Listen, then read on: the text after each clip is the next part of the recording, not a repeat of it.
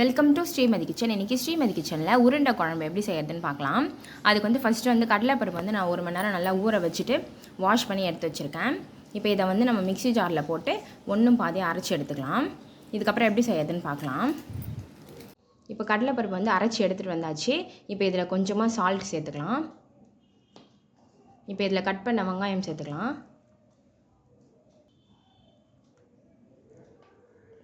இப்போ இதில் வந்து பச்சை மிளகா, கருவேப்பிலை, இஞ்சி பொடியாக கட் பண்ணது எல்லாம் சேர்த்துட்டு இதை நல்லா மிக்ஸ் பண்ணிடலாம். இப்போ இதை வந்து நல்லா நம்ம பிசைஞ்சு உருண்டையாக பிடிச்சி இட்லி குண்டால வச்சு ஆவி காமிச்சு எடுத்துக்கலாம். இப்போ இதை நல்லா பிசைஞ்சிட்டு உருண்டை பிடிச்சிக்கணும்.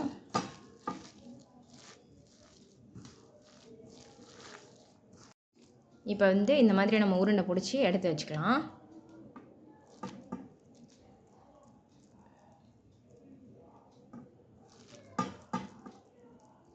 இந்த மாதிரி எல்லாத்தையும் நம்ம உருண்டை பிடிச்சி எடுத்துகிட்டு நம்ம இட்லி குண்டால வச்சு ஆவி காமிச்சு எடுத்துக்கலாம். இப்போ எல்லாத்தையும் உருண்டை பிடிச்சி எடுத்தாச்சு. இப்போ இதை இட்லி குண்டால வச்சு நல்லா வேக வச்சு எடுத்துக்கலாம். இது வந்து வெங்காயம் தக்காளி தாளிக்கிறதுக்கு. இப்போ எப்படி செய்யறதுன்னு பார்க்கலாம். ஃபஸ்ட்டு கடாயில் எண்ணெய் ஊற்றியாச்சு. கடலை எண்ணெய். இப்போ இதில் கடுகு சேர்த்துக்கலாம். கடுகு நல்லா வெடிக்கட்டும். கடுகு வெடிச்சிச்சு. இப்போ பொடியாக கட் பண்ண வெங்காயம் சேர்த்துக்கலாம்.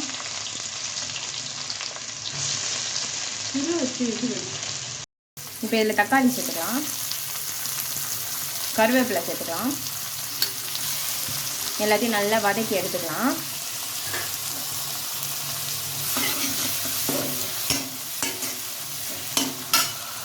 இப்போ இதில் கொஞ்சமாக மஞ்சள் தூள் சேர்த்துக்கலாம். தேவையான அளவுக்கு உப்பு சேர்த்துக்கலாம். இப்போ வெங்காயம் தக்காளி நல்லா வதங்கட்டும்.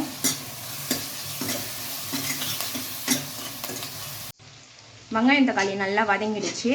இப்போ இதில் வந்து 50 கிராம் புளி வந்து நல்லா கரைச்சி வடிகட்டி அதில் வந்து ஒரு 5 ஸ்பூன் மிளகாத்தூள் போட்டு நல்லா மிக்ஸ் பண்ணி எடுத்து வச்சுருக்கேன்.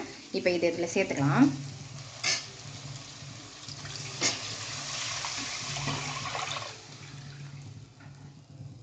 இப்போ இதில் கொஞ்சமாக தண்ணி சேர்த்துக்கலாம்.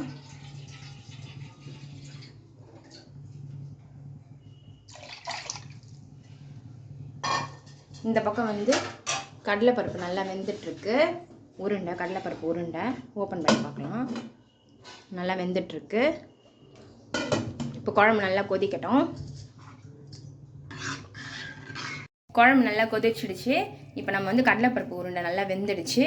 இதை வந்து இதில் சேர்த்துக்கலாம்.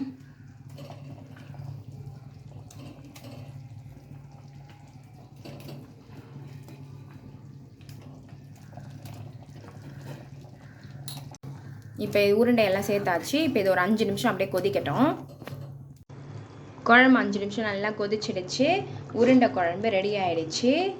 சூப்பராக இருக்கும் இந்த குழம்பு. இதே மாதிரி செஞ்சு பாருங்கள், சுவைச்சு பாருங்கள். வீடியோ பிடிச்சிருந்தா லைக் பண்ணுங்கள், ஷேர் பண்ணுங்கள், கமெண்ட் பண்ணுங்கள், மறக்காமல் சப்ஸ்கிரைப் பண்ணுங்கள். தேங்க்யூ.